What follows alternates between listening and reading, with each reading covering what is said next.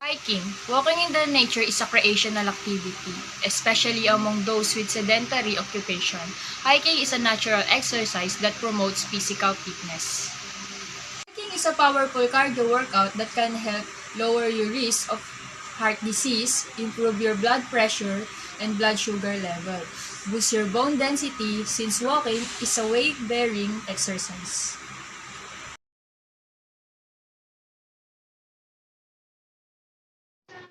Trekking is an outdoor activity of walking for more than a day. It is a form of walking undertaken with the specific purpose of exploring and enjoying the scenery. Trekking could be a commitment, a motive, a mission, an aim, and it could be a social gathering. It could be a place where you can find friends, and it could be a journey too.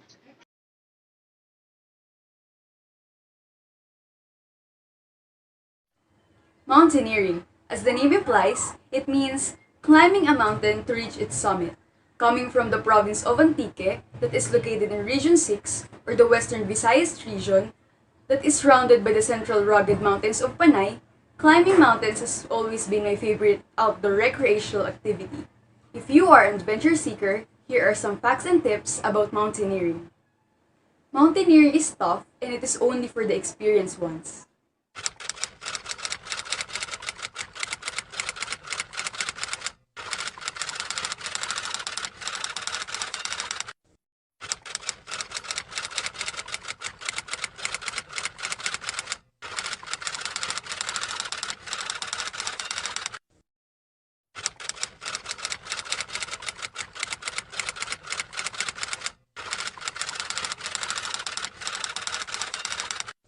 Mountaineering requires a high level of skill sets.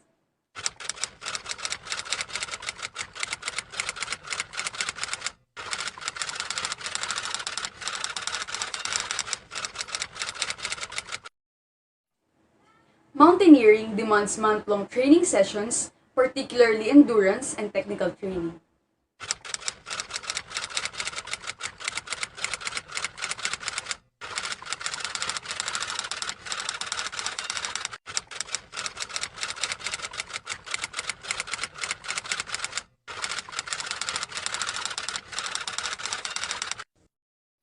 Mountaineering offers personal and health-related benefits.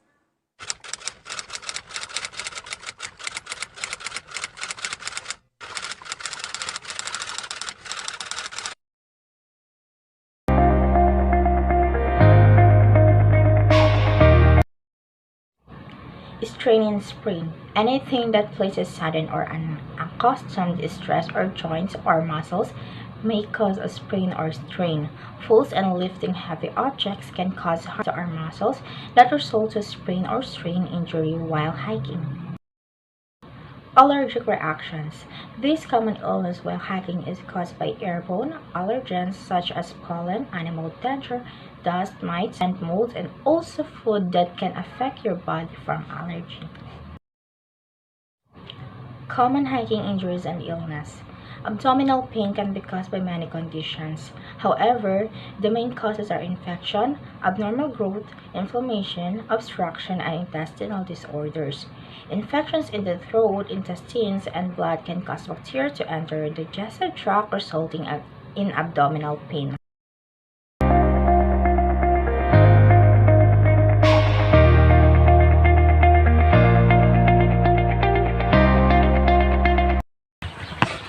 The first essential of hiking is the appropriate footwear.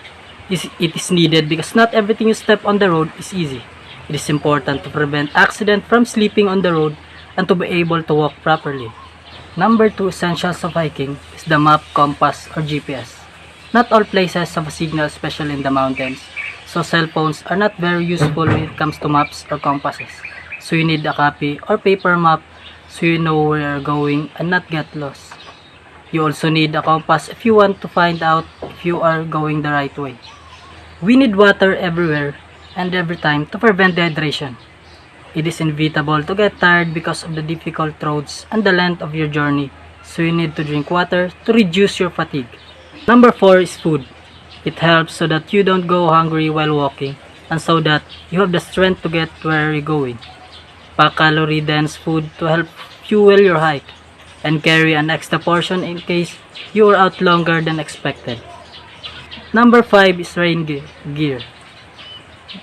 It is important because when we hiking, we don't know what the weather will be. That is why we need these essentials for unexpected events such as rain to prevent accident. The number 6 safety items. Light, fire, and whistle is important because the main purpose of these essentials is for our safety by starting an emergency fire, signal for help, and also to see the trail and your map in the dark. The number 7 is first aid kit. This is important for unavoidable events such as injury or wound. The number 8 is knife and multi-tool. It needs to be fixed because multi-tool can help with gear repair and first aid. Number 9 is the sun protection.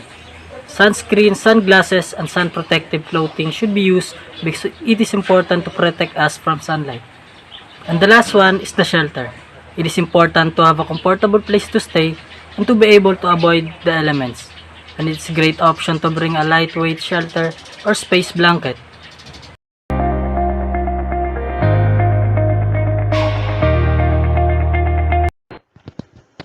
While an off-the-shelf first aid kit can be helpful in a pinch, it's important to pack your own first aid kit to make sure that you know what is in the kit and how to use each item should need arise.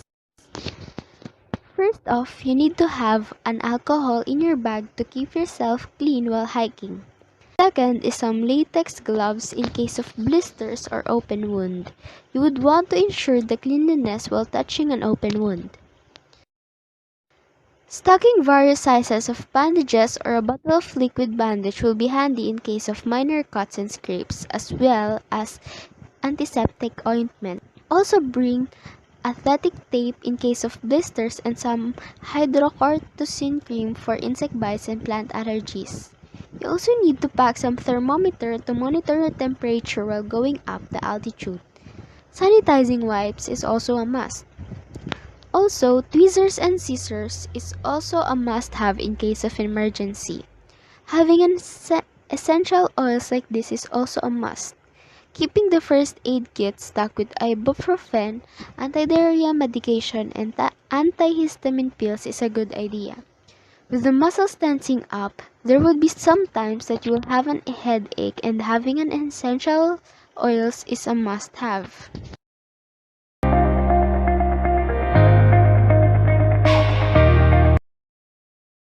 The first type of dressing is called sterile wound dressing. This dressing will be in sterile packet, which should be opened carefully by a person with clean or gloved hands. Then, to avoid contamination of the sterile dressing, it is not removed from the open packet until the wound is ready to be covered. Dressing used to control bleeding must be bulky like this in the picture, to ensure that adequate pressure is applied over the injured area. Sterile gauze squares are used mainly for cleaning a wound. Cotton wool should not be used because of the lost cotton fibers that might stick to the wound during healing. Sterile non-adherent dressing is used on a minor wound to aid. It is covered upon plastic film that should be placed against the wound to keep it dry. Improvised dressing is used in emergency only to prevent bleeding. A possible materials that can use if it is a minor burn is a clean plastic wrap that can avoid the infection.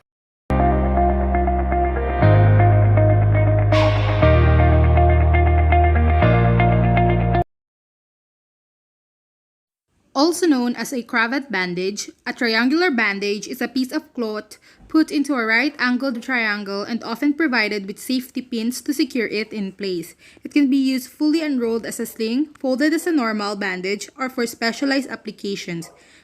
The longest side of the triangular bandage is called the base.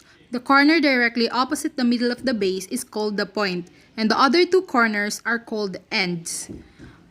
Parallel to the base is called the apex, while the middle part is called an open bandage that has two sides. A triangular bandage can be used open or folded. When folded, it is known as a cravat. It is also prepared as follows. A medium cravat is made by folding lengthwise along a line midway between the base and the new top of the bandage, in effect folding the wide cravat bandage in half lengthwise. A narrow cravat is made by repeating the folding. This method has the advantage that all bandages can be folded to a uniform width, or the width may be varied to suit the purpose for which it is to be used.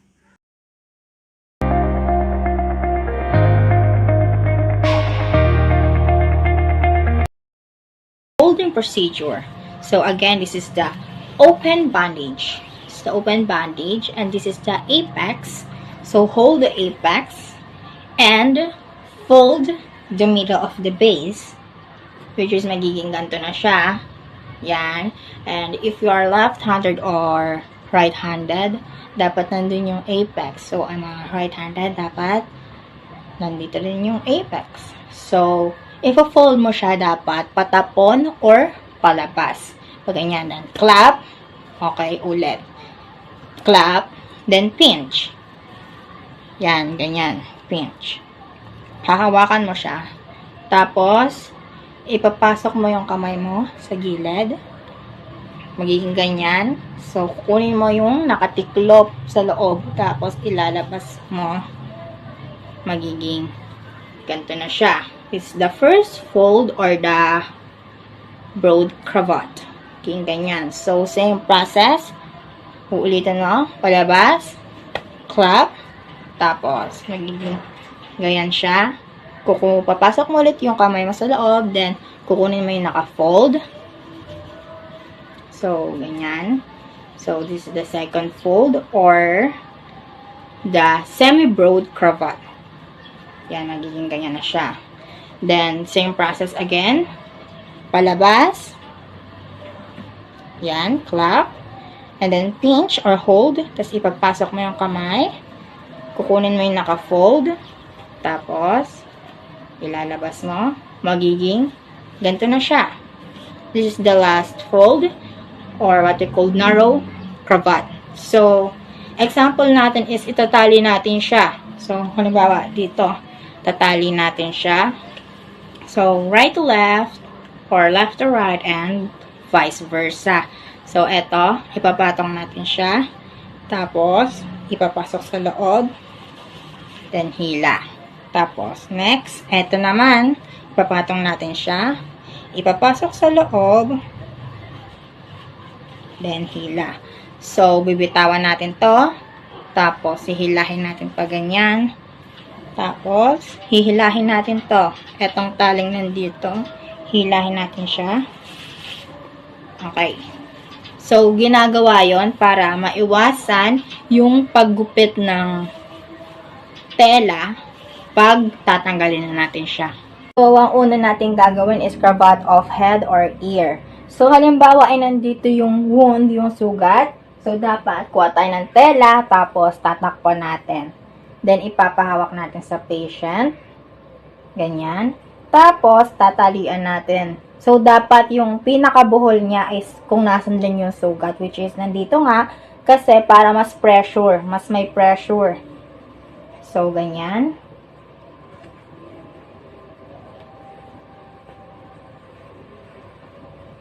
Yan, iiwasan natin na matakpan yung mata since hindi naman apektado yung mata. So, ibubuhol na natin. Andito yung sugat. Ibubuhol natin.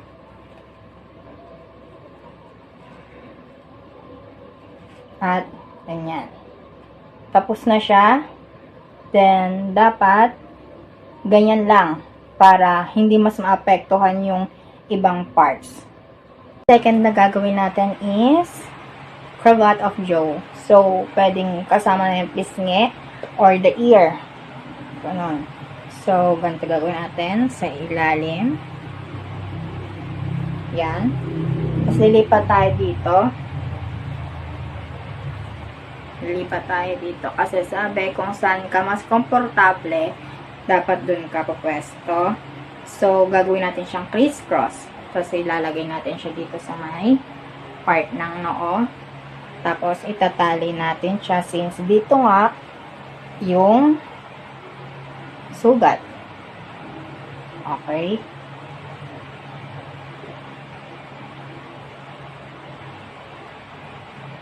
So, natali na natin siya or nabuhol na natin siya. So, makikita nyo na. Cravat of knee. The cravat of knee is used to hold dressing around the knee. Step 1. Place center of cravat over kneecap and let ends hang down each side of knee. Step 2. Cross ends underneath and continue several overlapping descending turns down calf and several overlapping ascending turns up thigh. Step 3. Bring ends together and tie under knee. Cravat of legs. The cravat of leg is used to hold dressing on the leg. Step 1. Place center of cravat over dressing. Step 2. Begin ascending turns up with upper end and descending turns with lower end. With each turn, cover 2/3 of preceding turn until dressing is covered. Step 3. Terminate by tying both ends in square knot. Cravat of palm of hand. This bandage is used to hold dressing on the palm of the hand. Step 1. Lay center of cravat over center of palm of hand with ends hanging down each other. Step 2. Bring the thumb and across back of hand over palm and through hollow between thumb and palm. Step 3. Bring the other end across back of hand toward base of thumb and obliquely across palm to base of little finger. Step 4. Across both ends at the back of hand. Step 5. Continue procedure ends crossing first at back of hand and then over palm. Step 6. Tie in square knot at wrist.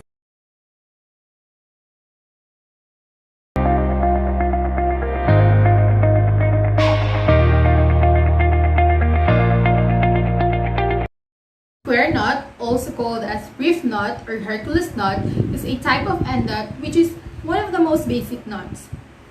It is a simple binding used to secure a rope or line of an object.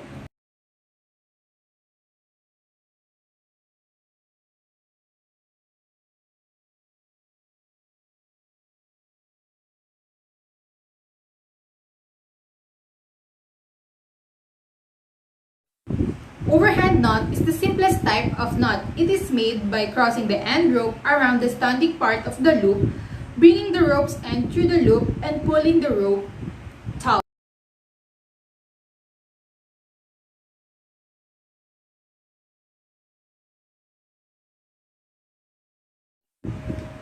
Figure 8 knot, also called as a Flemish bend, is one of the strongest knots. It forms a secure, non-slip loop at the end of a rope. This is the most widely used tie-in knot by mountain climbers.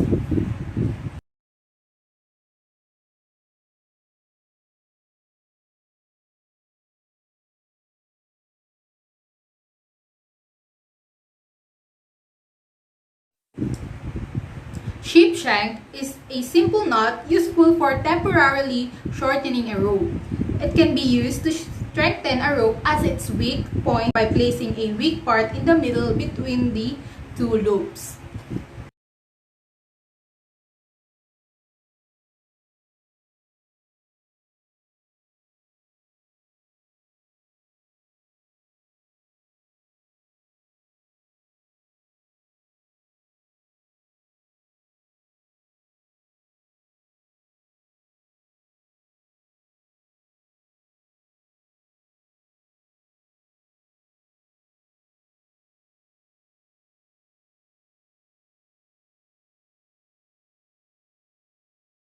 Slip knot is one of the most important knot in hiking.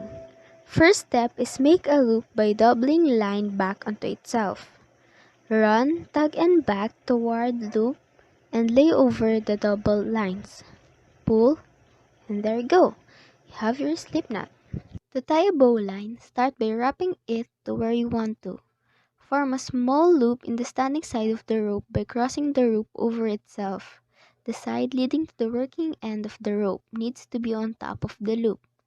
Now, feed the end up through the loop so that it runs parallel to the standing side, then bring the end behind the standing side around it and back down through the loop.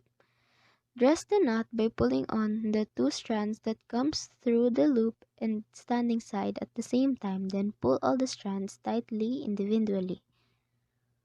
The first way to tie a clove hitch is begin by wrapping your working end around your anchor, then cross over your line and around your anchor again. Then slip your working end underneath your last wrap and pull it tight.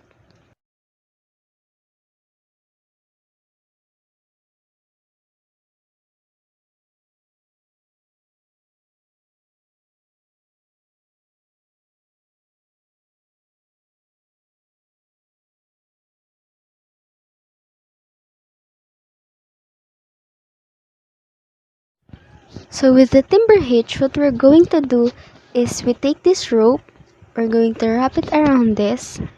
I'm going to take the working in and lock it on top of the standing, then bring it around behind there underneath the standing in and wrap it on itself for 4 or 5 times and pull it to tighten.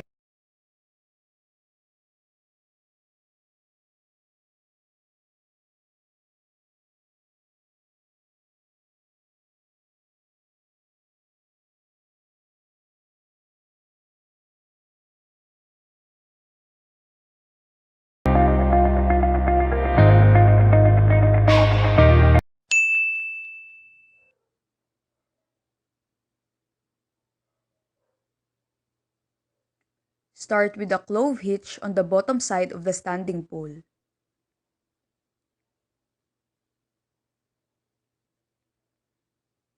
Begin your first wrapping. Continue until you have 5 wrappings completed.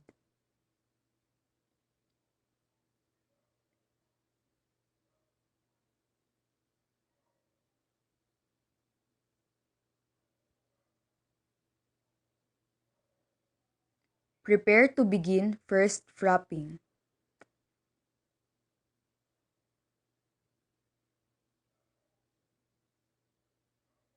Complete your first wrap, cinching down on your existing wraps, not the poles.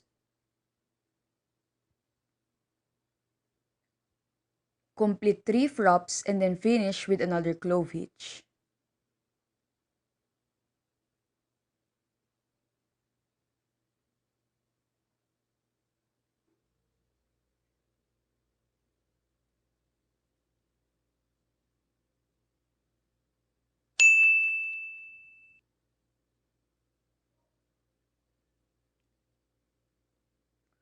Begin with a good overlap of poles, at least a quarter of the total length. Better still is an overlap of 1/3.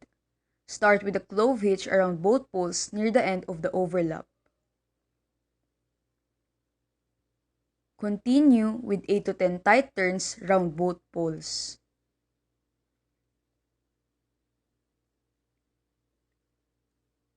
Finish with a clove hitch.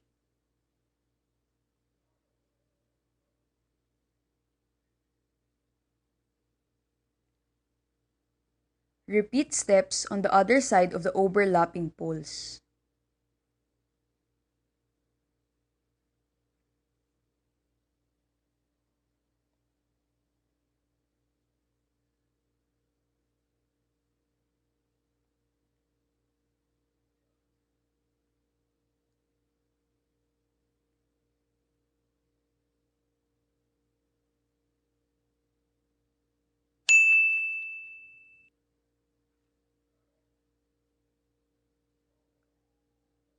Start with a timber hitch on the top pole.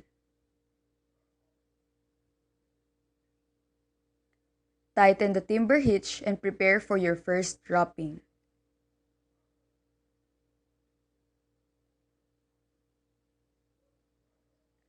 Make your first wrap. Complete 5 wraps and then begin 5 diagonal wraps.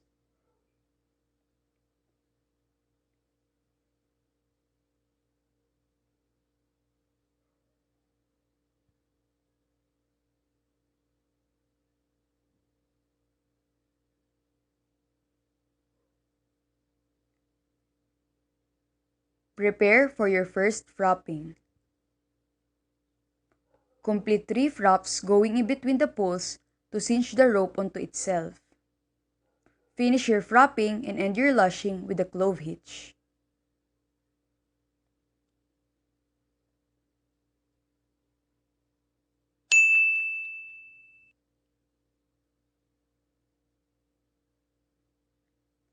Lay 3 poles side by side. If poles vary in length, be sure to have butt ends aligned.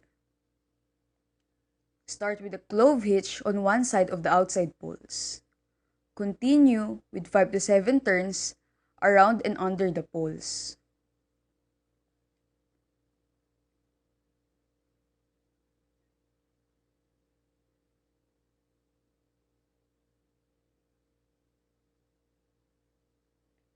Make 3 frapping turns between each pole.